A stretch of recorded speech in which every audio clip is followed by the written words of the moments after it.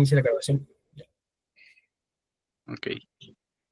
Hola amigos, hoy nos encontramos para hablar en este podcast sobre la inteligencia artificial en la administración pública y la ciencia política. Nos encontramos con el profesor Piña, que es profesor en la Facultad de Ciencias Políticas y Sociales por la Universidad Nacional Autónoma de México. Es candidato a doctor en Ciencias Políticas y Sociales con orientación en Administración Pública por la UNAM, maestro en Administración Pública y en Políticas Públicas por el Instituto Politécnico Nacional, especialista en Política y Gestión Energética y Medioambiental por la Facultad Latinoamericana de Ciencias Sociales, Flaxo, con su sede en México, licenciado en Ciencias Políticas y Administración Pública por la misma UNAM. Ha sido servidor público del Poder Ejecutivo y del Poder Legislativo en el Senado de la República. Sus líneas de la investigación son administración pública, políticas públicas, movilidad urbana y análisis organizacional. Cuenta con conferencias y ponencias nacionales e internacionales, así como artículos de divulgación científica. A su vez nos encontramos con Jimena Rosales, estudiante del cuarto semestre de la Administración Pública y secretaria ambiental de la Facultad de la Unidad Elena Gianetti en la gestión 2025, y a su vez con Verónica, quien es estudiante del tercer semestre de Administración Pública y consejera de la Unidad Elena Gianetti. Como primera pregunta, me gustaría preguntarle al profesor Piña, hablando sobre gobernanza y administración pública, ¿qué uso se le ha otorgado a la inteligencia artificial? Bueno, primero que nada, muchísimas gracias por la invitación. Es un honor estar acá con ustedes. Espero que sea no solo de su interés, sino que también pues les sirva a ustedes. No sé si me puedan apoyar presentando justo las diapositivas que trabajé para ustedes. Por favor. Si gustan, yo comienzo mientras hablando en lo que proyectan. Bueno, respecto a la pregunta número 1, ahorita que puedan proyectar, en esta ocasión quisiera hacer un pequeño esfuerzo doble, compartirles algunas referencias sobre contribuciones académicas para que ustedes las puedan disfrutar o las puedan buscar. Bueno, miren, ya está la presentación. Ok, bueno, entonces, respecto a la primera pregunta, en términos de la gobernanza y la administración pública, bueno, esa es la primera. La siguiente, por favor, Nico. Muy bien, ahí. La siguiente, por favorcito. Esa es la pregunta número 1. La siguiente. Ahí está, perfecto. Bueno, esta es una de las primeras referencias. La siguiente, por favor. La siguiente, por favor. La siguiente, por favor. Ahí nos detenemos. Bueno, las 3 imágenes de libros anteriores, bueno, 2 libros y un artículo, es para que ustedes, si tienen interés, los puedan identificar y buscar. Respecto a la primera pregunta que me haces, Esteban, y gracias nuevamente por la invitación, es un honor estar aquí con ustedes. Rápidamente, habría que recordar hasta cierto punto el semiconsenso que existe en términos de lo que es la gobernanza. La gobernanza, a diferencia de la gobernabilidad, en términos lo más sencillos posibles, es esta nueva relación entre Estado, sociedad y mercado. ¿En qué sentido y en qué términos? Hay un desquebrajamiento de relaciones verticales donde la idea clásica era unos mandan, otros obedecen. La idea es que el Estado deje de ser el ente dominante, al menos en el sentido teórico académico, al igual que el sector económico, y la sociedad adquiere un sentido, sí de jerarquía, pero más de relaciones horizontales. Tanto el Estado, tanto el mercado, tanto la sociedad o en nuestro caso ciudadanía, están al mismo nivel, por así decirlo. Aunque evidentemente la influencia de cada uno depende del contexto de que hablemos. Eso es la gobernanza, estas relaciones en donde esas 3 figuras de alguna manera mantienen relaciones horizontales. Respecto a la administración pública, bueno, una de las referencias, básicamente el doctor Omar Guerrero Orozco, es esta idea de que la administración pública es la relación entre Estado y sociedad. Es el vínculo entre Estado y sociedad, el puente, por así decirlo. En palabras un poco más coloquiales para nosotros, la administración pública, de acuerdo a Woodrow Wilson, es el gobierno en acción. Bueno, teniendo este panorama y de acuerdo a la pregunta, ¿qué uso se le ha otorgado a la IA en los sentidos anteriores, no? Desde mi percepción, la serie de ideas que voy a enunciar, algunas son específicamente de las teóricas de los teóricos que ustedes van a vislumbrar en la presentación, pero algunas otras ideas yo he tratado de amalgamarlas, vamos a decirlo, integrarlas desde mi propio punto de vista. El primer sentido, respecto a la gobernanza.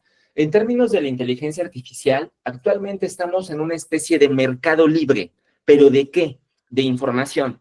Hoy en día, para ustedes, viene dentro de las preguntas que vamos a comentar. Si hablamos, por ejemplo, de esta herramienta, hay varias, pero en específico una de las más comerciales es el ChatGPT, en donde ustedes le hacen preguntas desde lo básico, en términos de qué significa ciencia, hazme un resumen de la palabra ciencia, hasta precisiones un poco más complejas. A partir de estas preguntas, elabora un ensayo y la inteligencia artificial en cuestión de segundos elabora por nosotros esa serie de asociaciones de ideas. Entonces, estamos en un mercado libre de información porque al parecer hay cierta ventaja respecto al hecho de poder hacer uso de esa información. El punto es, ¿para qué la usamos? ¿Por qué la usamos? Entonces, en términos de gobernanza, al menos socialmente hablando, la ciudadanía goza hasta cierto punto de la elección, su libre albedrío, de lo que quiere respecto a la información. Segundo sentido, de acuerdo a la pregunta, administración pública. Ya hace algunos años, más o menos desde el 2020, he tenido la suerte de que he leído quienes han reflexionado en términos de esta vinculación, administración pública con inteligencia artificial. ¿En qué sentido? Bueno, he tratado de hacer una especie de consenso en donde yo le llamo estadios para y en la inteligencia artificial. Desde mi punto de vista, la administración pública, el Estado actual, sobre todo en el caso del Estado mexicano, a nivel nacional, estamos, me parece que, navegando en términos de tres estadios. El primero, el más básico, es la recolección de datos. Si yo, gobierno, deseo hacer uso de la inteligencia artificial, primero necesito información, datos. Entonces, el primer estadio es la recolección de datos. Ustedes son muy jóvenes, para ustedes es común actualmente ir a un kiosco y pagar y tramitar rápidamente un acta de nacimiento. Yo todavía soy de la generación en la que era todavía común ir a las provincias, en el caso de que alguien hubiese nacido en zona rural, e ir con el libro y tratar de solicitar la copia certificada de nuestra acta de nacimiento. Todavía me tocó a mí la experiencia de personas un poquito mayores de edad, en donde todavía no aparecían en los kioscos. Era más común encontrar a las y los jóvenes, a partir de las nuevas generaciones, hacer esta recolección de datos. Pero personas mucho mayores que yo, por 20, 30 años, tenían que acudir a sus zonas rurales de donde justamente crecieron, nacieron, ¿no? Entonces, el primer sentido tiene que ver con la recolección de datos. El gobierno es consciente de que si quiere utilizar esta inteligencia artificial, necesita justamente de datos, hay que recolectar. Segundo, la apropiación de datos. Las organizaciones gubernamentales, como cualquier persona, cualquier otra institución de interacción social, le dan un sentido a esos datos. En el caso del gobierno, tiene que cuestionarse, ¿para qué quiero esos datos? ¿Qué tipo de datos? ¿Voy a poder hacer el uso de los datos que están a mi alcance? ¿Voy a solicitar algunos otros? Depende.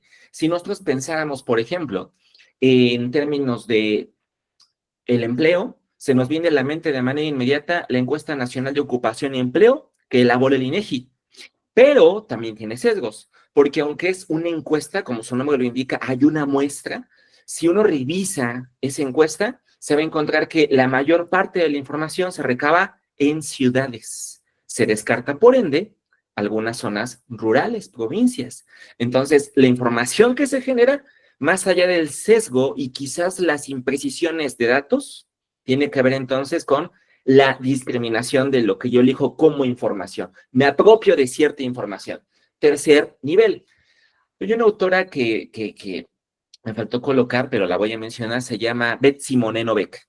Y ella hace poquito, hace menos de 5 años, publicó un libro que ya está traducido al español, que habla sobre la resolución de problemas públicos. Y ella lo que dice es que las nuevas generaciones se les tiene que preparar para tratar de resolver problemas públicos. Yo diría que no solamente resolverlos, sino también crearlos, porque todas aquellas y aquellos analistas de política pública sí resuelven problemas, esa es parte de nuestra labor, o de la labor de ellas y ellos, pero también pueden crearlos. Hay problemas que nosotros les damos forma, hay problemas que han estado presentes a lo largo de la humanidad, el bullying, por ejemplo, el aborto, pero es hasta cierto momento coyuntural, político, económico, que entonces se le puede dar énfasis, se crea una agenda de política pública, ¿no? Entonces, para cerrar esta primera intervención, con base en la pregunta que ustedes me hacen, bueno, los usos que le ha dado el gobierno me parece que van sobre todo en esos estadios. En la parte social, van en el sentido del mercado libre de información. ¿Qué nos falta a nosotros? Quizás nos falta como sociedad comenzar a cuestionarnos límites y alcances del Estado, sobre todo cuando se trata de datos biométricos, sobre el consentimiento y uso de la información. Voy a comentar un poquito más de eso, pero más adelantito. Bueno, por mi parte, hasta este momento, respecto a la primera pregunta, sería todo. Muchas gracias. Muchas gracias, profesor. Ahora me gustaría preguntar a mi compañera Jimena Rosales qué es lo que puede decir acerca de esta información y qué es lo que piensa ella de esta primera pregunta. Sí, claro, pues es muy relevante que nos mantengamos informados respecto a cómo se usan nuestros datos y cómo se están recabando, para qué uso se le va a dar, ¿no? Yo creo que la introducción de la tecnología es algo inminente, es algo que no podemos evitar, pero sí podemos prepararnos y estar informados, y quienes sabemos de esta información podemos difundirla sobre el uso y el uso que se le va a dar a nuestros datos personales, ¿no? Datos biométricos y demás. Creo que es muy importante que no los satanicemos, pero sí estemos bien informados como sociedad. Y también me gustaría preguntarle a Verónica Ramírez qué es lo que piensa ella de esta información. Pues es muy importante esta implementación de la inteligencia artificial y como dice mi compañera Jimena, es imposible frenarlo, es algo que ya está sucediendo y que va a continuar, pero también es muy importante la otra parte de que pues sí agiliza estos trámites y pues se recaba la información de mejor manera, pero hay muchos sesgos y incluso se puede violar la parte de la información personal de los ciudadanos. Entonces sería muy, muy importante manejar con cuidado esta situación.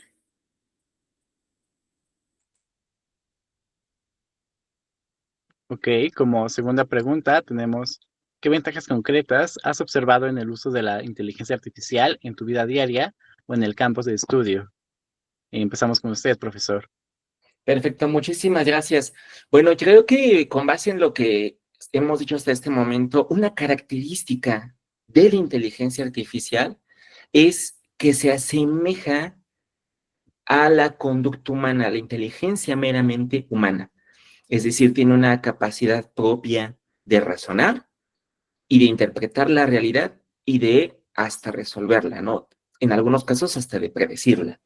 Bueno, con base en esta segunda pregunta, la siguiente, por favorcito. Bueno, esta es una autora que recomiendo, justo por el comentario que digo, me parece que es de las expertas más elocuentes y más cercanas a una divulgación, no solo de carácter científico del tema, sino en términos generales. La siguiente, por favorcito. Bueno, esta autora a mí me encanta, la profesora Shoshana Zuboff, de la Universidad de Harvard. A diferencia, bueno, adelante, por favor, Nico, a diferencia de la anterior autora, en el segundo campo, la autora presenta justo esto que decía Vero, ¿no? Y también lo que decía Jime. Ante una sociedad donde el uso de la inteligencia artificial se vuelve tan cotidiano, desde la cuantificación de los pasos al día hasta el monitoreo de la presión arterial, parece que también hay una estira y afloja. ¿Qué tanto nosotros, más allá del gobierno, le cedemos al ámbito de lo privado respecto al uso de la inteligencia artificial sobre nuestra conducta? Y esto es relevante porque, según esta autora, nosotros estamos en un escenario capitalista diferente. ¿Por qué? Porque anteriormente los bienes, servicios y productos que nosotros consumíamos o elegíamos eran eso, algo material, palpable a nuestras necesidades. Hoy en día, de acuerdo con esta autora anterior, y por eso la cité un poquito más, la mayor parte de las personas socialmente hablando que de alguna manera se acercan de manera directa o indirecta a la inteligencia artificial, nos hemos convertido en el producto. Nosotros dotamos a partir de nuestro comportamiento esa información que requiere la inteligencia artificial para razonar sobre lo que nos puede predecir o empujar, es decir, nos motiva a comportarnos de cierta forma, y no solamente eso, sino que cada vez vuelve más predictiva, ¿no? Pero bueno, eso respecto a la autora anterior. Sobre este autor, la siguiente, por favor, ahorita también lo voy a mencionar. La siguiente, por favor, es otro de sus libros. Ahorita también la voy a mencionar. La siguiente, por favor. Y nos detenemos justamente ahí. Respecto a la pregunta, bueno, yo me atreví un poco a hablar, voy a hablar de las ventajas, pero también de las desventajas. Primero que nada, hábitos, rutinas, estilos de vida. Ahorita que yo hablaba de la cuantificación de los pasos que damos al día, hay personas que en términos de hábitos, tratando de modificar, de desaprender, me ha tocado la suerte de ver a personas que si su meta u objetivo en el día son los 6,000 pasos, más o menos promedio, y tiene 6,000, 5,900, busca la manera.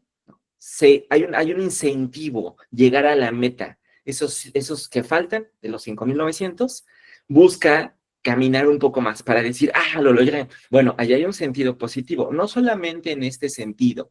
La inteligencia artificial en este contexto actualmente, por ejemplo, en el área de la salud, es capaz de hacer pronósticos o prever ciertos escenarios de enfermedades no transmisibles. Y esto solo es relevante porque hay enfermedades crónicas, como es el cáncer, por ejemplo, la diabetes, la hipertensión, que cuando uno las adquiere, hasta el momento no hay curas totales y plenas para este tipo de enfermedades. A veces podemos controlarlas, reducirlas, acotarlas, pero en realidad el cuidado de la salud es algo que se vuelve un hábito en sí mismo.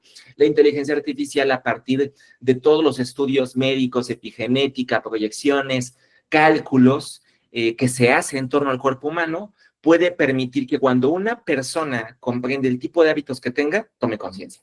Las rutinas. Bueno, respecto a las rutinas, actualmente la inteligencia artificial ha comenzado a permear más en términos sociales.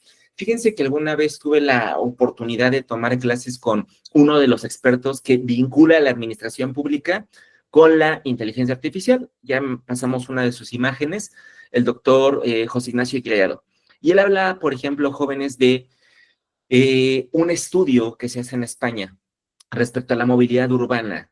A partir de el monitoreo de los celulares, del uso, fueron capaces de determinar las rutas y las mayores aglomeraciones donde las personas necesitaban justo ocupar el transporte público. A partir de esa georreferenciación, a partir de ese encuadre de dónde se demanda más, dónde se colocan más y las rutas, pudieron hacer modificaciones. ¿Cuál fue la finalidad? La finalidad justamente fue ajustar las rutas para que las personas llegaran mucho más rápido a sus destinos. Bueno, respecto a los estilos de vida, actualmente la inteligencia artificial, como bien decía también Jimé, pues es que está presente. Cuando uno escucha música, ahora entre la comunidad social, ya es común decir, es que mi algoritmo en Spotify, bueno, es que YouTube me recomendó esta canción, o esta plataforma de streaming, de entretenimiento, me parece que me conoce mejor que yo y me recomendó esta película. Entonces, en sentidos positivos, sí puede servir, sobre todo cuando uno piensa en términos de, más bien los que pueden servir, sirve en términos de salud mental. Ustedes, junto conmigo, hemos comenzado a ver que es latente el terreno de la salud mental. Empieza a ser preocupante, ¿no? Pero bueno, eso respecto a algunos de los elementos positivos. Ahora, respecto a la pregunta, también me hacían aquí el comentario de, bueno, yo por eso hablaba de la vida diaria, en donde incluso se vuelve tan común ya que uno no sale sin su reloj, su reloj inteligente, hasta para el sueño, o sea, la inteligencia artificial ya monitorea nuestro sueño, ¿no? Nuestro descanso, es capaz de identificar justamente esas diferencias y variaciones, ¿no? Está presente por doquiera. Parece que está presente por doquiera. Respecto al campo de estudio, bueno, me parece que la inteligencia artificial, respecto a lo que ustedes me están diciendo, en el terreno de la administración pública, me parece que hay algo positivo y tiene que ver con la ética gubernamental. En el caso de Byung-Chul Han, él habla del término la infocracia. Estamos en una era de los datos. Parece que uno de los elementos que vienen a ser un contrapeso para el ejercicio del poder es la evidencia. Las políticas basadas en evidencia, los datos, no solamente son decisiones arbitrarias. Ah, yo quiero implementar tal política pública. Ok, preséntame tu diagnóstico. Compruébame que existe esa necesidad, que hay una población objetivo palpable, que hay padrones de posibles beneficiarios, que hay un problema cuantificable. Entonces, respecto a la ética, al hacer un acto transparente de información, hasta cierto punto, el gobierno tiene, cierto punto, repito, que conducirse en términos de ética gubernamental. Me parece que en ese sentido la ética se refuerza. Entonces, vale la mano con el segundo caso, ¿no? ¿Por qué? Porque también pues tiene un poquito más de 2 décadas que se ha vuelto algo ya cultural, el acceso a la información pública gubernamental. Y va de la mano al gobierno abierto. Como ustedes saben, el gobierno abierto tiene que ver con esta apertura y con esta apertura a la vida pública, ¿no? Esta caja negra de David Easton empieza a tener, pues, intromisiones, ¿no? Al interior de las organizaciones. Y finalmente, respecto a una de las ventajas que también identifico, el doctor Jürgen Habermas tiene un libro muy bonito que también les recomiendo, que se llama Teoría de la Acción Comunicativa.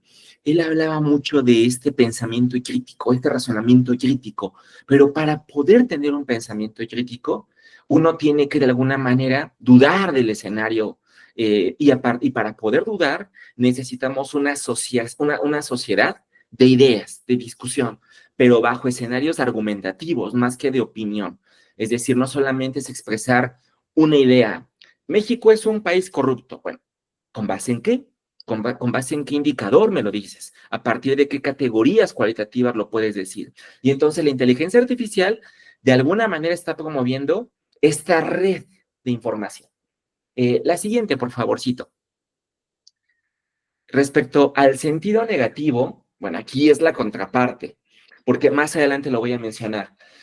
Pero el hecho de depender tanto de la inteligencia artificial promueve de alguna manera también esta deshumanización. Dentro de los libros de Byung-Chul Han, el título es No Cosas.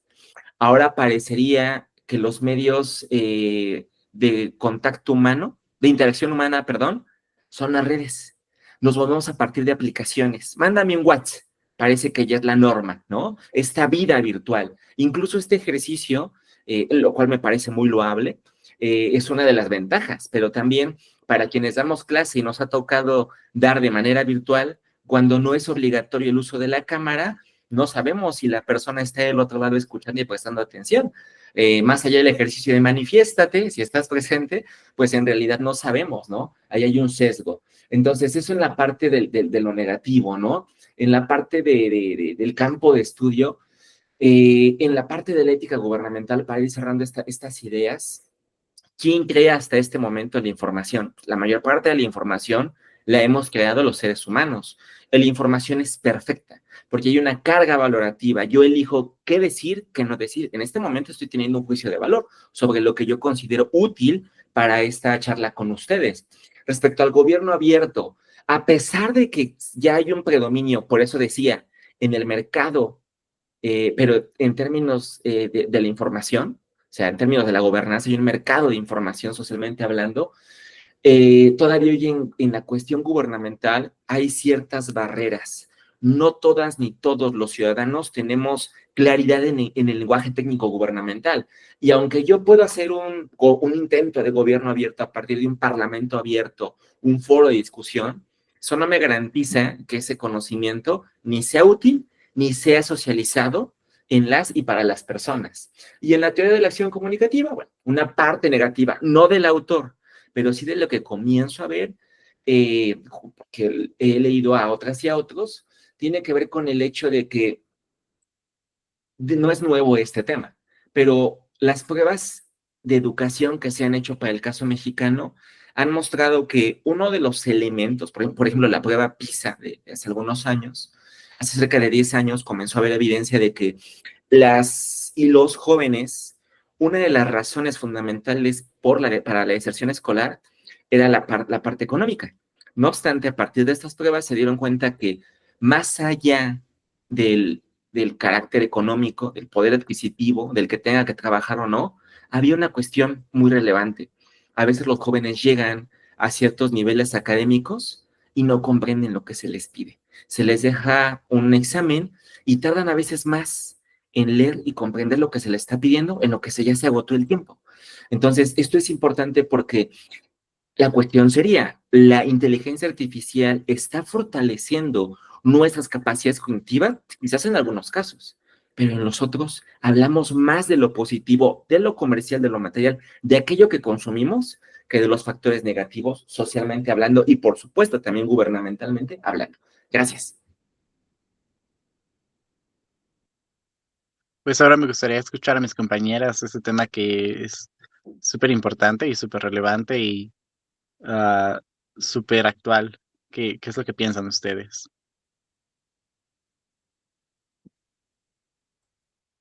Sí, claro, fíjate que es muy importante, Vani, pero yo creo que, bueno, antes de darle como un juicio de valor, a qué nos beneficia, qué nos aporta, creo que es muy importante que hagamos un ejercicio sobre qué tanto usamos la inteligencia artificial en nuestra vida diaria, ¿no? Yo he visto en redes, no sé ustedes, que se usa para crear imágenes, memes, ya sustituye hasta el nutriólogo, ¿no? Entonces, yo creo que es muy importante que no lo satanicemos, pero que mantengamos en mente que es una herramienta, ¿no? No viene a sustituir el pensamiento crítico y demás. De hecho, en los días anteriores salió un estudio en el que se menciona que el uso excesivo de la inteligencia artificial ha creado cierta deuda cognitiva, es decir, ya no nos detenemos a analizar, a pensar, sino que únicamente introducimos la indicación, la recibimos y es lo que nos queda, ¿no? Entonces yo creo que es muy importante que no olvidemos nuestra calidad humana que es pensar, ¿no? Y criticar y debatir y demás. Y creo que como estudiantes de ciencias sociales, perder eso sería perder algo muy valioso y muy esencial para nuestra formación. Entonces, si tiene ventajas, claro que tiene ventajas, pero también es muy importante que no sustituya nuestra esencia, nuestra crítica y demás, ¿no? Ese es el punto.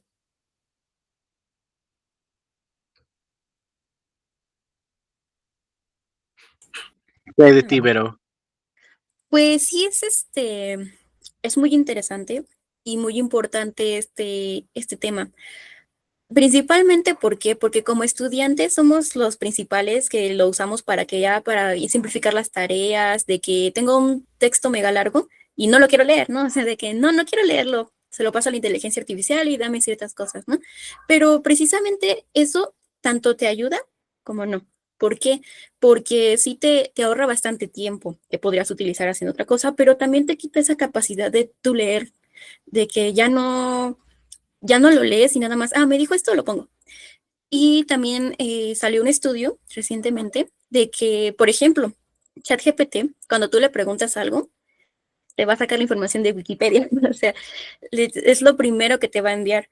Y pues para sacártela de Wikipedia, pues mejor busco en otras cosas, ¿no? O la búsqueda automatizada que hizo Google. Igual todo es Wikipedia, no te manda a otras bases de datos, sino siempre se basan en lo mismo. Y sí, te ayudan pues, a automatizar unas tareas, ¿no? Pero también te quita esa capacidad de tú hacerlo, de ser productivo por ti mismo. Esa sería mi crítica principal.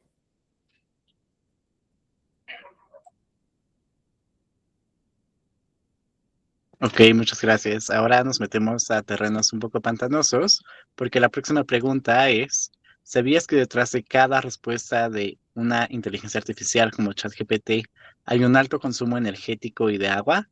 ¿Qué es lo que opinan ustedes al respecto? Por favor, profesor. Muchísimas gracias. Y nuevamente, si pudiéramos compartir, solo que ahora nos vamos a regresar, si me hacen favor, a la tercera diapositiva. Ahí hay una imagen que trabajó la UNAM, se me hace muy, muy bonita y muy descriptiva. Ya la había presentado con ustedes, para que ustedes la puedan ahí tener. Fíjense que yo tenía cierta noción. Por ejemplo, yo tuve la fortuna de también de estudiar en el Politécnico, y los ingenieros hablaban constantemente de estos sistemas de enfriamiento que a veces se requieren por parte de dispositivos tecnológicos, incluso hasta los automotrices, ¿no? Y muchos de estos sistemas de enfriamiento trabajan bajo el consumo de agua. Pero yo no había sido consciente de las cantidades que se usan para poder, pues sí, de alguna manera poder procesar esta información. Quizás acá lo que valdría la pena es comenzar a socializar esto, pero no es la primera política, perdón, en donde ese es el reto, crear una cultura eh, que permita tomar un poco mayor de conciencia. Bueno, parte de mi trabajo de investigación es sobre el sobrepeso y obesidad. Por citar un caso, ¿por qué digo que no es la primera política? Yo estoy en medio de la generación de las personas que consumían productos casi totalmente orgánicos, y comienzo a tocar las interacciones de generaciones más jóvenes como las de ustedes, en donde las cifras se invierten y cerca del 70% de lo que actualmente consumimos en las ciudades ya es procesado o ultra procesado. ¿Pero por qué pasa esto? Para muchos, retomando una palabra que me gustó mucho de Jime, esta idea de la satanización, ¿quién es responsable? Cuando se da el TLC, el TLCAN, empiezan a llegar a México muchos productos ultra y procesados, papas, bueno, bebidas azucaradas, refrescos, comida enlatada, y entonces se da una transición nutrimental en términos de personas que no padecían enfermedades transmisibles, y en menos de medio siglo, estamos hablando de cerca de 30 años, se da un cambio paradigmático. Actualmente, de acuerdo a datos pues que no he trabajado yo, sino instituciones públicas, a mí me preocupan algunas ideas. Se supone que para el 2050, una de las revistas especializadas, Forbes, decía que 9 de cada 10 mexicanos iban a padecer sobrepeso u obesidad. La cifra actual es alarmante porque son 7 de cada 10 adultos, ¿no? Por citar un caso. Es más preocupante cuando nos vamos a otras enfermedades. En el caso de la diabetes, en términos de salud, es una de las situaciones por las que mueren más mujeres que hombres. Y se agrava cuando presentamos una comorbilidad, cuando tenemos más de una enfermedad no transmisible. Entonces, pongo esto de ejemplo porque es algo contradictorio que en términos científicos se sepa actualmente hoy que hay ciertos colorantes, edulcorantes, que al consumirlos tienen cercanía con efectos secundarios como el cáncer. ¿Por qué los consumimos entonces? Bueno, algo similar en términos de la inteligencia artificial. Al igual que Jime, ¿no? Yo también estoy a favor de que no hay que satanizar. Solamente quizás haga falta este esfuerzo de que, como decía Newton, a toda acción corresponde una reacción de igual magnitud, pero en sentido contrario, ¿no? Su tercera ley de Newton. Por cada acción que nosotros llevamos a cabo, por cada acción, decisión, hay un costo de oportunidad. Decidimos tomar una decisión, pero dejamos de lado otra alternativa. Si yo decido ir a la escuela o al trabajo, bueno, renuncio a lo mejor a horas de sueño. Pero viene otro elemento, el costo-beneficio. Bueno, ¿qué tanto me va a beneficiar o no el asistir a una clase, el ir a trabajar o no, el dormir o no, el faltar o no? Las acciones tienen beneficios, consecuencias, resultados tanto positivos, tanto negativos. La utilidad esperada, ¿no? O sea, ¿me conviene esta decisión? Estos criterios me parece que hay que ser conscientes que, como bien dice Jimé, ¿no? O sea, no hay que satanizar, pero depende mucho de las preferencias, de las premisas de decisión de cada persona. Porque por regresar al ejemplo que daba de los alimentos y bebidas no alcohólicas, hubo una reforma a la NOM 51, ¿no? El etiquetado en alimentos. Y ahora vemos los sellos octagonales en muchos productos de consumo. Hay alguna advertencia, pero eso no me limita a mí a que a pesar de que veo un producto con 3, 4, 5 sellos, lo consuma. No me limita a mí a que en lugar de beber agua natural, elija el refresco. ¿Por qué lo menciono? Porque me parece acá que creo que lo que sería bueno para la mayoría es un ejercicio de difusión, socialización de la información, para que en lugar de hablar a futuro de prevención o de algo que yo llamo la cultura de las consecuencias, podamos evitar esto y transitemos mejor a una cultura de la responsabilidad social, de comprender que los recursos de uso común, como es el agua, son irrenovables, algo que se enseña en educación básica, pero quizás la mayoría no asociamos como un efecto secundario negativo al momento de yo pedir algo al chat GPT.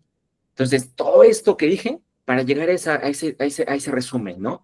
Me parece que esta imagen tendría que ser difundida a grandes rasgos, ¿no? Para que las personas elijan, justo por lo que decía también Jime y Vero, ¿no? O sea, ok, yo decido utilizarlo porque tengo mucha carga de tareas, porque quizás me va a poder tener más claridad de lo que se me dice. Ok, pero hay un costo, hay un trade-off, como le llaman los estadounidenses, ¿no? Hay un costo, hay un coste.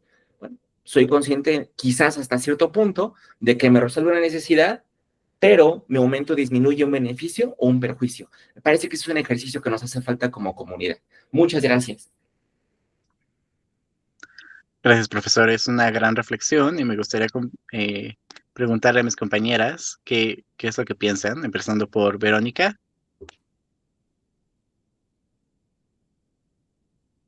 Ah, Pues es alarmante y preocupante todas las emisiones, incluso de carbono que está generando esto. El impacto ambiental es grandísimo. Como bien decía el profesor, se usan mucha agua para enfriar estos servidores, de cualquier cosa en general, pero la inteligencia artificial que ha tenido un crecimiento exponencial, pues lo utiliza muchísimo más. ¿Y cómo lo hacen? Pues muchos de esos servidores los meten debajo del mar. Y entonces, pues se calienta, hay mucha pérdida de hábitats, los animales que viven ahí, pues se tienen que ir a otros lados. Entonces, pues en cuanto al impacto ambiental, también está con los animalitos.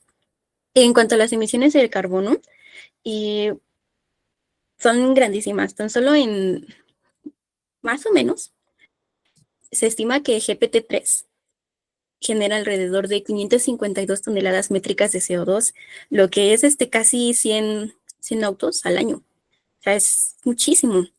El consumo energético, pues incluso más, porque pues nosotros también estamos conectados. Para que esos servidores funcionen necesitan electricidad y no usan energías renovables.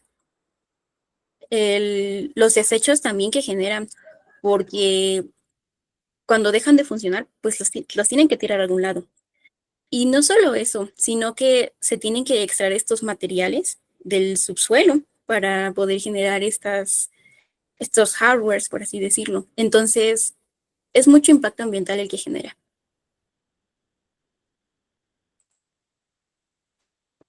Muchas gracias. Es un tema muy importante. Gracias por hacernos reflexionar sobre la contaminación y los residuos. Y ahora le paso la palabra a mi compañera Jimena.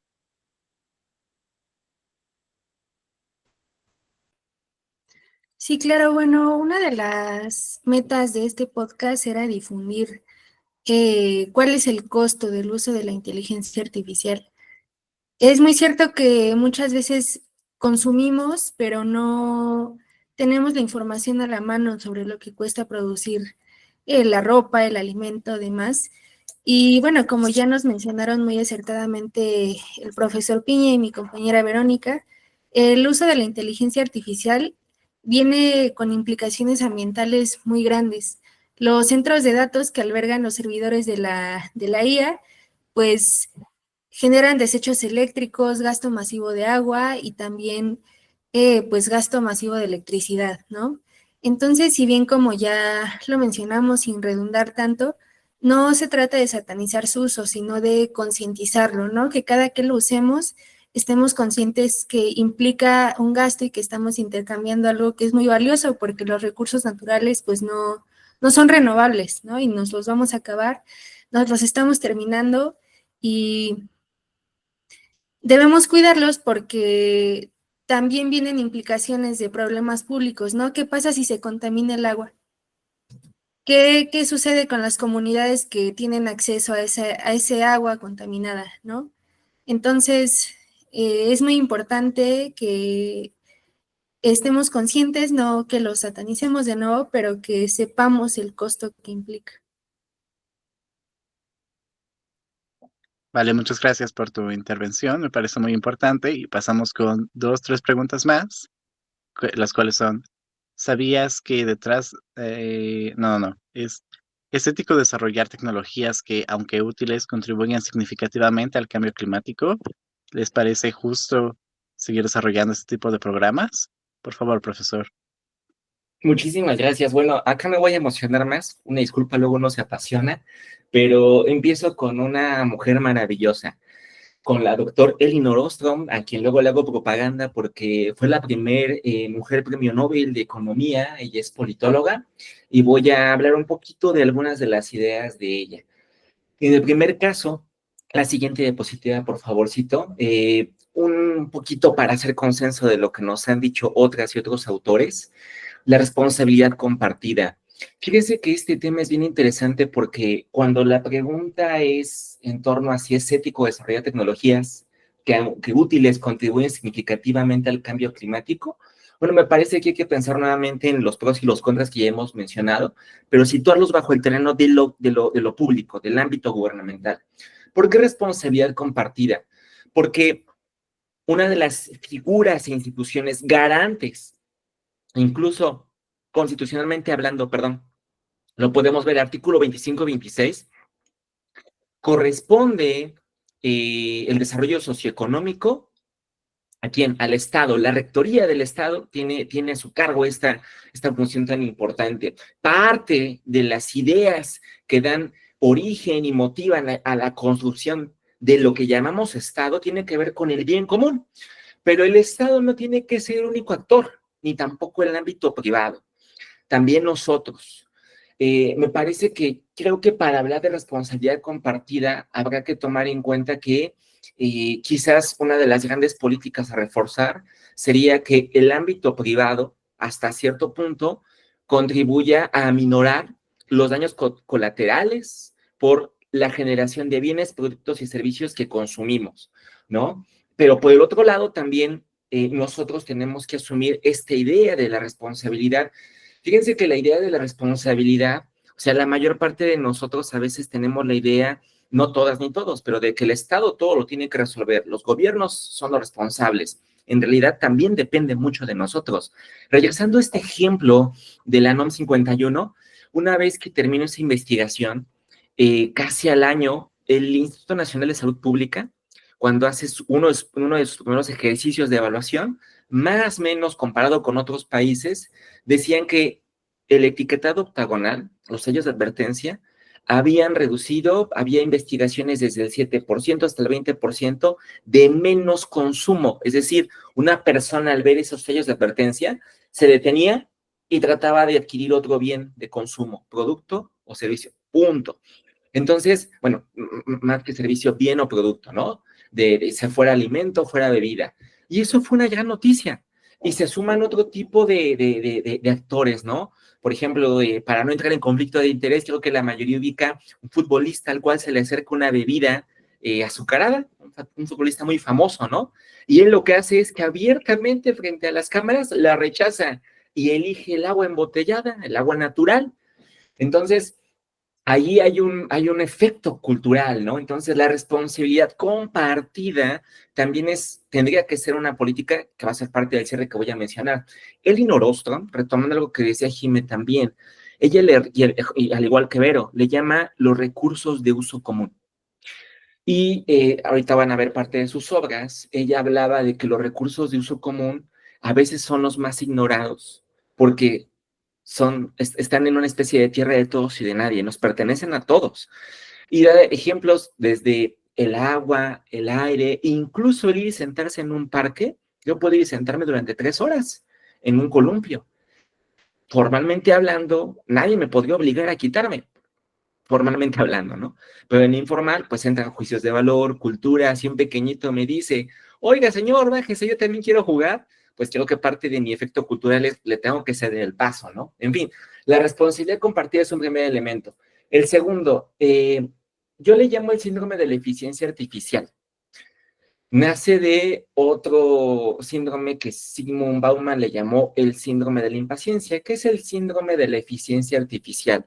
Ahorita por lo que decía Vero, a veces uno como estudiante, por las cosas que a veces y experiencias que uno va aprendiendo sobre la marcha, claro, cuando se le pide al chat GPT una actividad en particular de investigación, de análisis, uno puede decir, fui eficiente, terminé mi tarea y la mando. ¿Cuál es el problema? Porque es una especie de síndrome y porque es artificial, haciendo alusión y criticando un poco satíricamente al uso de la inteligencia artificial. Porque justamente es eso, o sea, yo me quedo con la idea artificialmente hablando de que fui eficiente, pero fui eficaz con el objetivo total general, depende de cada quien.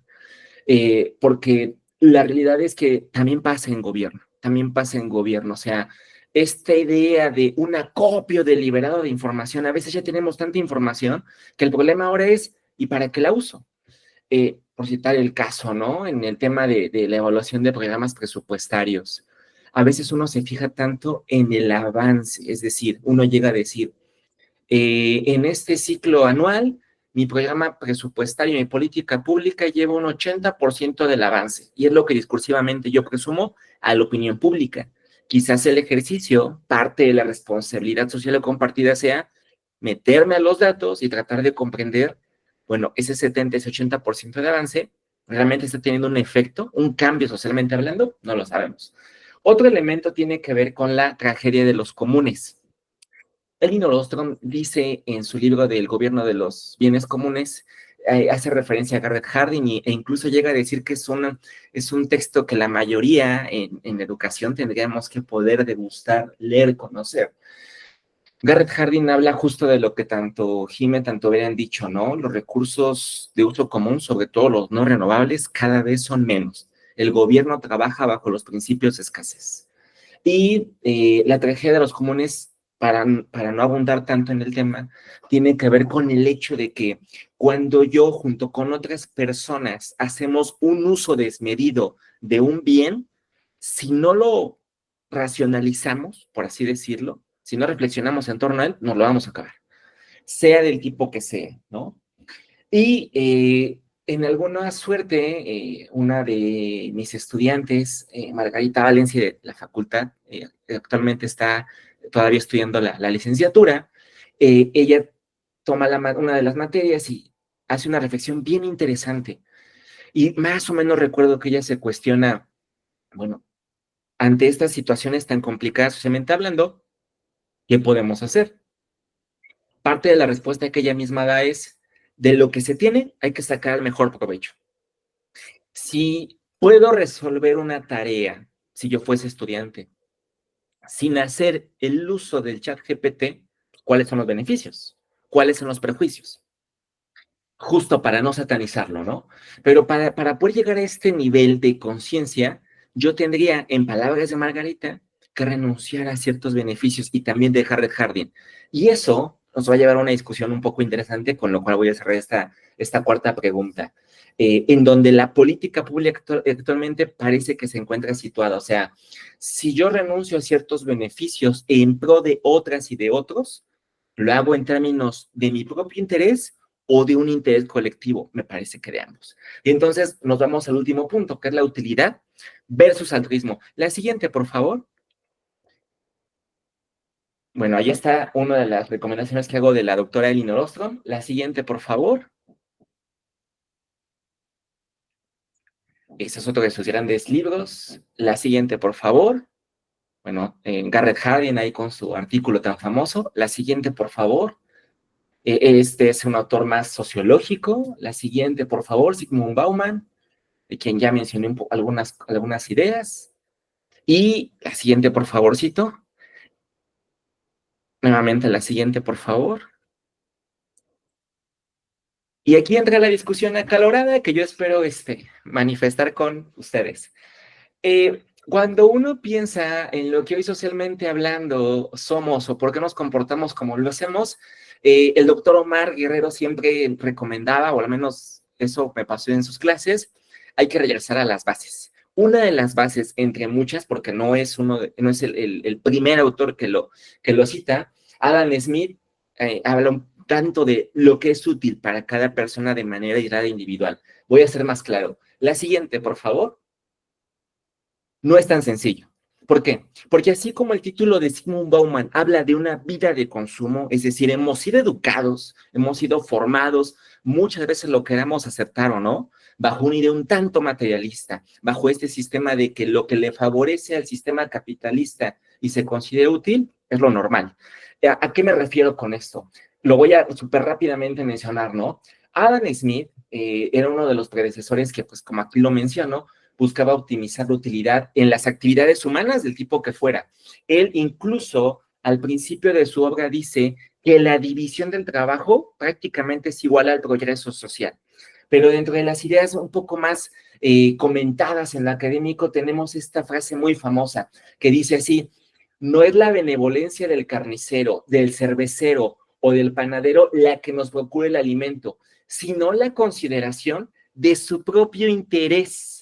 No invocamos sus sentimientos humanitarios, sino su egoísmo, ni les hablamos de nuestras necesidades, sino de sus ventajas. El propio Thomas Hobbes en su libro Leviatán dice que si queremos comprender a los seres humanos, más allá de los libros, observemos la lectura de sus comportamientos, y todavía dice algo: el ser humano, más que por sus razones, se mueve por sus pasiones, ¿no? Va también de la mano en ese sentido con este economista. La siguiente, por favor.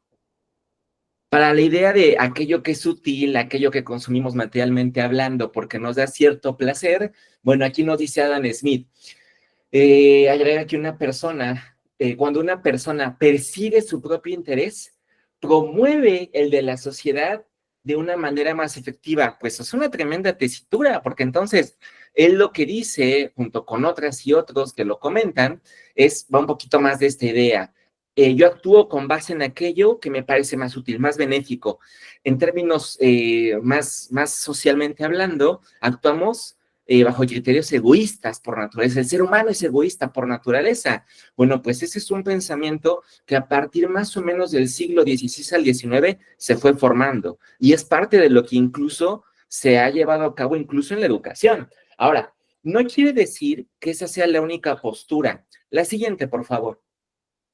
Pero en el terreno de política pública también recomiendo este autor, el cual, la siguiente, por favor, hablando un poco del utilitarista, o sea, ¿por qué actuamos así? Pues porque actuamos con base en aquello que nos parece útil, que nos da un beneficio, aunque a los demás no, bajo la idea hasta cierto punto de Adam Smith, en algún punto ustedes iban a beneficiar. Aquí, en la parte en color rosita, que es un extracto del libro, hablando de las ideas utilitarias, ¿no? Se sostiene que el principio de la utilidad, la mayor felicidad para el mayor número, debía encontrarse en la base de las acciones individuales y de las políticas gubernamentales. No es una justificación, pero de alguna manera hemos sido normalizados en este tipo de ideas. Actúo con base en aquello que me parece útil. Soy egoísta por naturaleza, y eso implica que yo elija sobre aquello que me beneficia, aunque no necesariamente a los demás.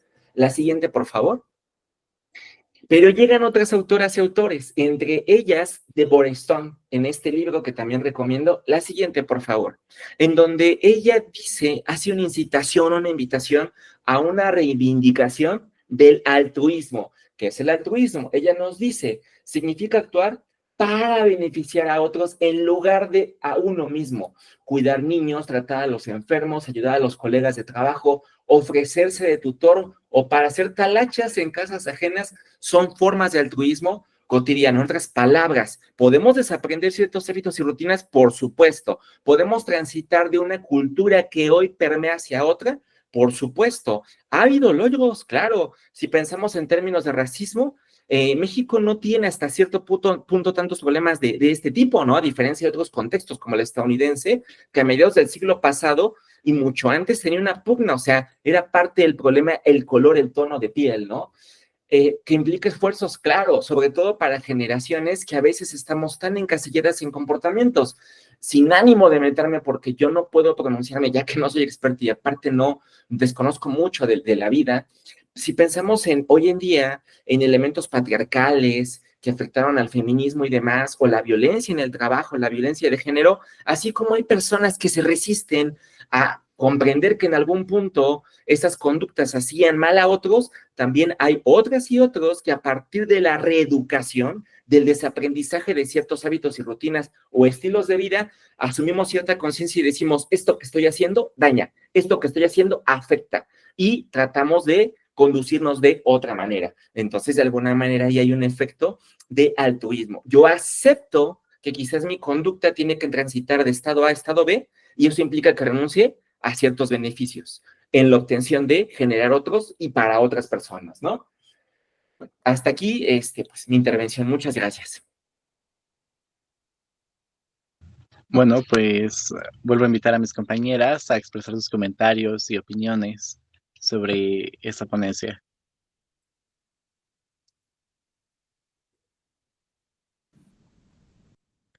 Sí, claro.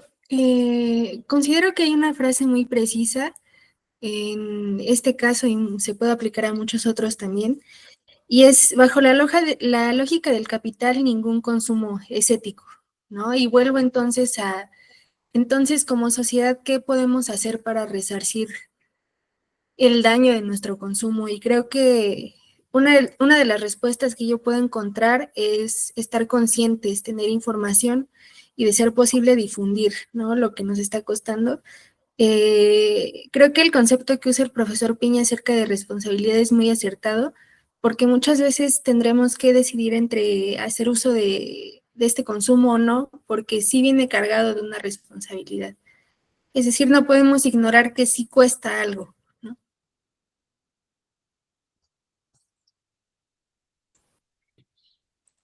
Concuerdo con mi compañera Jimena en que la ética que nosotros tenemos no se puede quedar solo en lo funcional, porque pues desarrollar estas tecnologías que nos faciliten la vida y faciliten esos procesos, pero daña al planeta es una contradicción muy peligrosa. Pero aún así, considero que sería injusto rechazar completamente estos avances tecnológicos. Pienso que la clave está en exigir que las empresas compensen su huella ambiental, todo lo que generan, y buscar que siempre el daño que se genera sea lo menor posible. Y también que sea pensar a largo plazo y no solo en la utilidad inmediata. Vale, muchas gracias. Por último, tenemos esta pregunta. ¿Qué tipo de regulación o conciencia ciudadana crees que debería haber al respecto del uso de la inteligencia artificial y su impacto ambiental? ¿Cómo podemos regular la inteligencia artificial? Perfecto, perfecto. Bueno, muchísimas gracias. Bueno, la siguiente imagen, por favorcito. Fíjense que hablando justamente del medio ambiente, hace un par de semanas, en las zonas costeras se llevó un esfuerzo por tratar de hacer una limpia frente al mar, por así decirlo, en algunas playas. La idea era justamente hacer limpieza, eliminar plásticos, o sea, más allá de una postura política a favor o en contra del gobierno federal actual, a mí me llamó mucho la atención, justo por lo que también decía Vero, ¿no? O sea, es sabido que muchos de los desechos tóxicos van y paran al mar. O sea, bajo la justificación del tipo de bien, producto o servicio que se requiera, ¿no? Y al final el daño es para todas y todos. esta política de limpieza en zonas costeras, en zonas donde hay playas, se sumaron varios estados. Me parece que tendría que ser una política no solamente de foto, ni de discurso semanal, sino ser recurrente, incluso abrir el abanico de una especie de servicio social comunitario, como lo veíamos con la doctora Deborah Stone. Ah, bueno, ok, tienes una infracción, que fuera algo más normalizado ya. O incluso, aunque no fuera a partir de una infracción, que hubiese una actividad justamente de bien común, que se comenzara a generar esta cultura, ¿no? Bueno, esto solamente como un dato cultural, un breve cultural. Ahora, políticas de bienestar, ¿la única vía? No. Ni el Estado es totalmente responsable de lo que hoy somos como sociedad, ni el mercado, ni la ciudadanía, ni el orden internacional. Más bien, hay una relación compartida en donde hay sesgos, donde hay evidentemente distintos grados de desigualdad. No es la misma historia de alguien que quizás nace con ciertas ventajas comparativas de resultados socioeconómicas a alguien que quizás tiene dificultades socioeconómicas desde que comienza su infancia, ¿no? Hoy se sabe que a pesar de que la gente se puede esforzar cotidianamente, pues en realidad hay muchos factores que nos alejan de los proyectos personales. Pero cuando nosotros hablamos de políticas de bienestar, la mayor parte del tiempo asumimos que el encargado es o son los gobiernos. Me parece aquí que para poder reforzar y complementar, y por eso daba el ejemplo que me parece que fue a principios de este mes en donde la presidenta dio a conocer pues este esfuerzo de varios estados en donde hacen una campaña de limpieza, de recolección de desechos, ¿no? Para limpiar las playas, y eso trajo beneficios, no solamente en términos de las especies justamente marítimas, ¿no? Sino también en términos turísticos, en términos de cultura, en términos de una política más estructural a nivel nacional. Pero para poder reforzar, por eso ya hablaba un poco de la política con responsabilidad social, que ojo, son dos cosas diferentes lo que estoy presentando aquí. Políticas con responsabilidad social a cargo del Estado. Cultura de responsabilidad social a cargo de lo que en parte decía Vero, el sector económico, los actores privados de manera específica, pero también la sociedad. Y eso implica, retomando esta palabra tan acertada que también decía Jime, la concientización. Hay que tratar de inducir que el ir por la calle, y si nadie me ve, tiro la basura en donde sea, pues es un daño no solamente para el de al lado, sino para mí, ¿no? O sea, para mi persona en general. Eso es bien importante, pero para poder comprenderlo, necesitamos que la cultura de responsabilidad tenga un germen, la concientización. Por eso daba este ejemplo en donde hay un desaprendizaje, un alejamiento de ciertos hábitos y rutinas. Hay que comenzar a reeducarnos y comprender que mucho de lo que decimos a veces puede dañar a los demás. Muchas de nuestras decisiones pueden afectar a los demás. Y eso es una tarea fundamental para todas las generaciones, ¿no? Entonces, por eso va en dos vías. La política con responsabilidad social, que me parece que tendría que ir no como una vertiente de la de bienestar, sino más bien otro tipo de eje que venga a reforzar a las de bienestar. Y la cultura de responsabilidad es algo que se tiene que fomentar justamente desde que somos niños, ¿no? Por citar el caso. La siguiente, por favorcito. Muchísimas gracias. Bueno, de entre los autores un poco contemporáneos, actuales, vigentes, está este joven, Yuval Noah Harari. Este es uno de sus últimos libros, Nexus. Y en este libro en particular, ya para ir cerrando mi intervención, algo que me llamó la atención es que él habla mucho de la construcción social de aquello que consideramos como realidad, aquello que llamamos hechos sociales. Pensamos en términos del objetivo, lo que es en términos racionales, lo que es. Este elemento, cuando hablamos de la objetividad, suponemos que lo que nosotros construyamos socialmente, abstractamente, está libre de valores. La parte subjetiva es cuando lo que yo considero como una posible interacción social, pues lleva mi corazoncito humano, ¿no? O sea, la objetividad y subjetividad pues han tenido mucha pugna, porque yo espero tomar decisiones objetivamente hablando, es un ejemplo, si fue un actor o un servidor público, un actor político. ¿Puedo lograrlo? Difícilmente, porque mi parte subjetiva siempre está presente. Cuando se piensa en una ley, en la elaboración de una ley, ¿realmente están los intereses sociales o solamente los particulares de aquellos que formulan las leyes? Ahí está la lucha entre el objetivo y lo subjetivo. Pero este doctor, este historiador, agrega otro elemento que no es la primera vez, y él habla de la intersubjetividad. ¿Por qué hablo de la intersubjetividad? Si pretendo modificar hábitos, rutinas, estilos de vida, si de alguna manera pretendo generar concientización, hablar de responsabilidad social, comprender que el medio ambiente es parte de mi contexto, yo no sé si ustedes han visto tantos estudios respecto al tema, seguramente sí, pero previo a estos últimos días en donde comienza a ponerse un poco frío el asunto, comenzaron investigaciones en donde decían que a nivel nacional, México era el país donde la sensación y los efectos por el calor eran mayor a otros países. Mucho tiene que ver, pues, con el uso y abuso que a veces nosotros hacemos tanto de los vehículos. En el caso tan solamente de México, si ustedes revisan es impresionante la cantidad de vehículos, no estamos hablando de 100, de miles, estamos hablando de millones.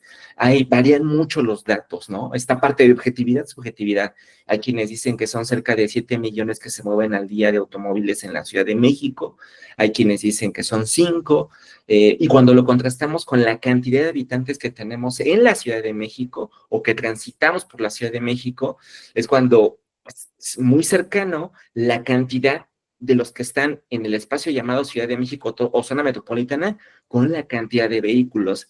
Y nuevamente, esta idea que decía Jimeno del capitalismo.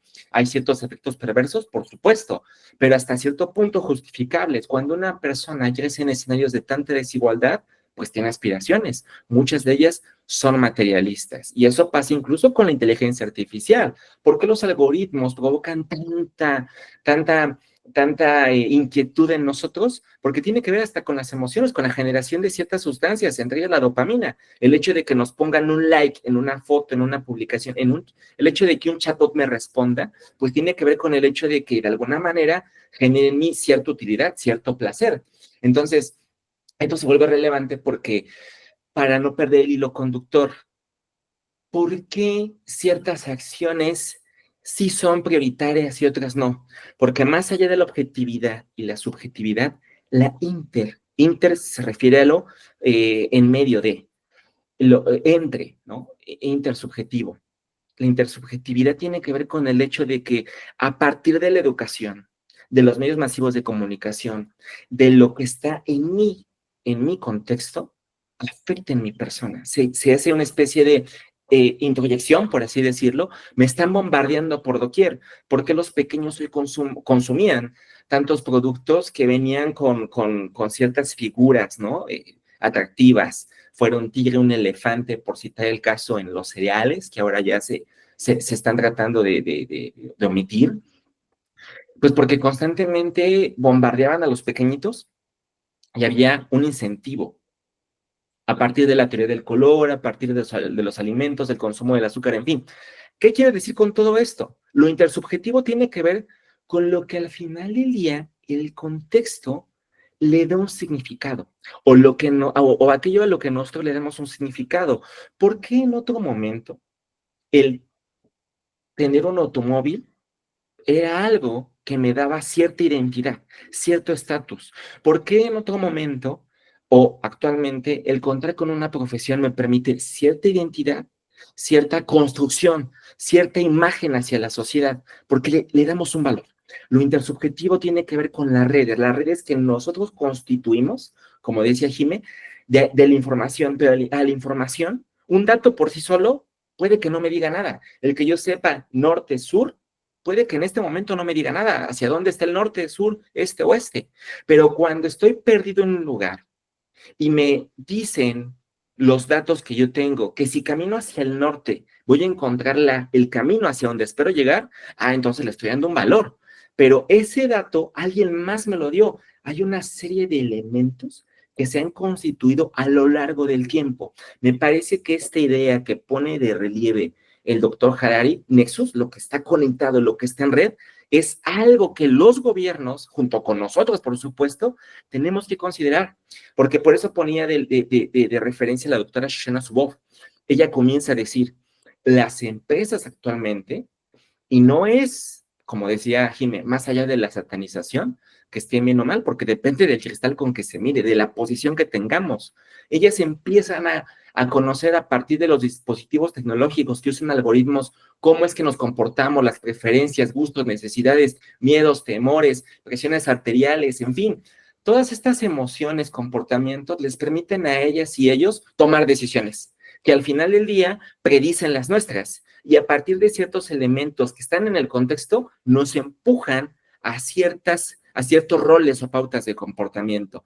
Pero eso es porque han creado redes que tienen una carga valorativa. Espero haber sido lo más claro y no haber hecho una percepción errónea de este autor o haberle quedado mal, aunque no lo conozco, solo lo he leído, pero al final del día, lo intersubjetivo es lo que de alguna manera genera significado y sentido a nuestras conductas. He ahí por qué de alguna manera el eslabón o los eslabones perdidos están así, sueltos, en cuanto a conciencia y responsabilidad social.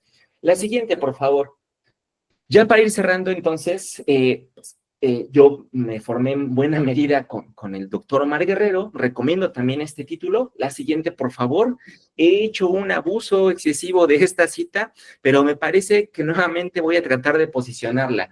El doctor Omar Guerrero para este tema, porque al final alguien se tiene que hacer cargo, y todas y todos aquellos, más allá de su rol como ciudadanía, y quieran ser parte de los gobiernos, quizás sea relevante esta frase del doctor Omar Guerrero, porque una administración puede hacer tanto bien como causar tanto mal, según las manos que la guíen. Actualmente los gobiernos son capaces de generar desigualdad, ya hay evidencia, ya hay documentación, pero también son capaces de generar tanto bien. Depende mucho de las acciones que nosotras y nosotros promovamos. El gobierno no solamente se ciñe una figura, llámese presidenta, llámese presidente, sino que hay una red, hay una relación intrusubjetiva de aquello que le damos valor y sentido. Actualmente, hoy, por citar otro caso, el maltrato animal se empieza a considerar como algo bastante negativo.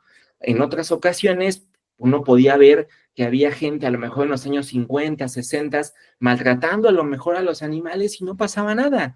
En algunas ocasiones, cuando uno piensa en términos de medio ambiente, uno puede ir a la playa y me ha tocado vivirlo, verlo, y pues estar caminando y comienza a ser común el hecho de que existan botellas de cerveza, latas de refresco, comida enlatada, que está ahí tirada, nadie se hace responsable.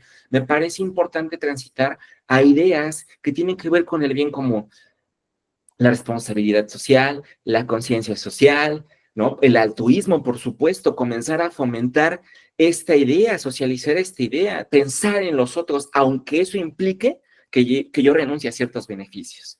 Básicamente sería todo por mi parte, jóvenes. La siguiente, pues nuevamente sigo a sus órdenes, les agradezco mucho esta invitación por parte de la unidad local Elena Gianetti. Gracias por la confianza depositada en mí. Espero que haya sido de su interés y que no haya sido tan aburrido. Muchísimas gracias. Pues sigo aquí a sus órdenes. Gracias.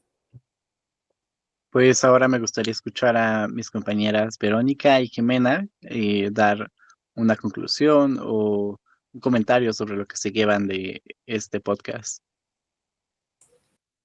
Pues de acuerdo a lo último que mencionó el profesor, pues yo siento que debería de haber una regulación a este uso indiscriminado que usan esas grandes empresas, porque, por ejemplo, hace unos 2 meses, si no mal recuerdo,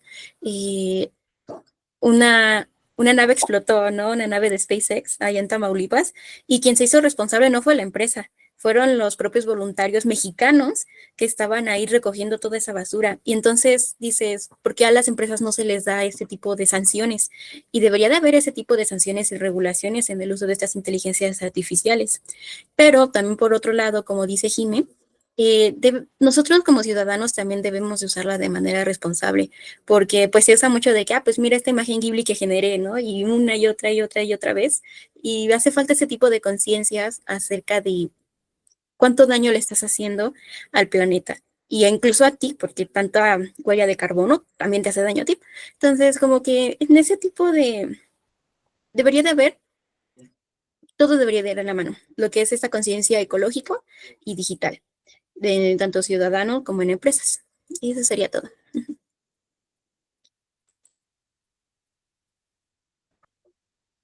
Sí, claro, pues primero agradecer la participación del profesor Piña, de mi compañera Vero, de Tibani.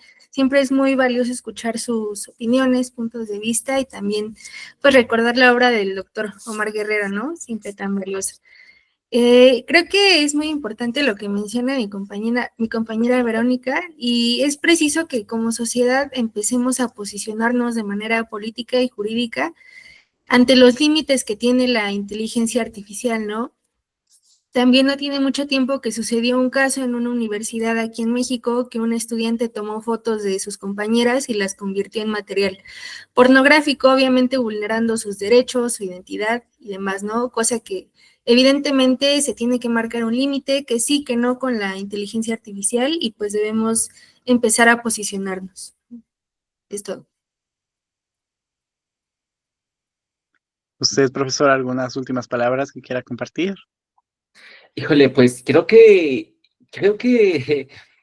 hay que tratar de fortalecer esta idea de las ventajas y desventajas. Me gustó mucho una de las preguntas que me hicieron. Ahorita con estos últimos comentarios me hicieron recordar, a mí me gusta mucho el tema de la movilidad urbana. Y algo que me ha gustado sobre todo en las y los jóvenes es que comienzan a promover ciertos hábitos saludables, ¿no? Alguien puede tener coche, pero si le va bien caminar al gimnasio, toma la alternativa y entonces lo piensa de esta manera. Reduzco lo que decía Vero, mi huella ecológica, los efectos hacia el medio ambiente, promuevo la salud, pero tiene que ver también con el hecho de esto, de fortalecer la información. Me han tocado pocos lugares, pero hay un ejercicio que comienzan a hacer algunas empresas. El IMSS tiene algo parecido. No sé si les ha tocado ver escalones muy largos y del lado inmediato, escaleras eléctricas. Por la razón que sea, hay quien prefiere las eléctricas, pero en las escaleras pues, normales de escalones, valga la redundancia, comienzan a colocar, tú puedes, vas a quemar tantas calorías y está el incentivo. Muchos de los grandes beneficios, jóvenes, ni siquiera tienen que ver con una gran política pública, simplemente con pequeños empujones en donde de manera sencilla comprendemos ciertos beneficios. El caminar al gimnasio, el caminar al mercado y que me evite usar quizás de manera excesiva el automóvil, pues me beneficia a mí, beneficia a las demás. ¿Cuántos de ustedes no han tenido este traslado de la zona metropolitana a zonas rurales? Y hay comentarios como que cruzamos la ciudad y respiro mejor, huele mejor, como mejor de este lado. Bueno, creo que es momento de que si la inteligencia artificial llegó para quedarse, también la concientización social, la responsabilidad social, pero sobre todo el uso de algo que también dijeron tanto Jimé, tanto Vero, de la reflexividad. Tratar de incitar, promover que las y los jóvenes, junto con todas las generaciones, no perdamos este ejercicio crítico de pensar sí para uno, porque somos seres humanos y la mayor parte de las veces actuamos sí para un beneficio propio, pero también cuántos beneficios podría generarse para un bien común, para una colectividad, si renuncio a ciertos de ellos en pro de otras y de otros. Será todo por mi parte, muchísimas gracias, fue un honor y un placer estar acá con ustedes. Gracias por la consideración y la confianza. Y pues igualmente, muchas gracias, profesor, a mi compañera Jimena, a mi compañera Vero, a mis compañeros que están en la, que están en, eh, en la producción de este podcast. Y por último, nos gustaría invitarlos a la convocatoria que tenemos para la revista Polis y Gestión. Es una gaceta de parte de la unidad en la que pueden publicar alumnos, profesores o profesores y alumnos. Está abierta a todo público, está orientada a temas de administración pública y ciencia política, y aún si quieren, si son de otras carreras, también pueden entrar en la gaceta. Y nada más, y despedirnos con que somos la unidad Elena Gianetti, somos EJ. Gracias. Mm,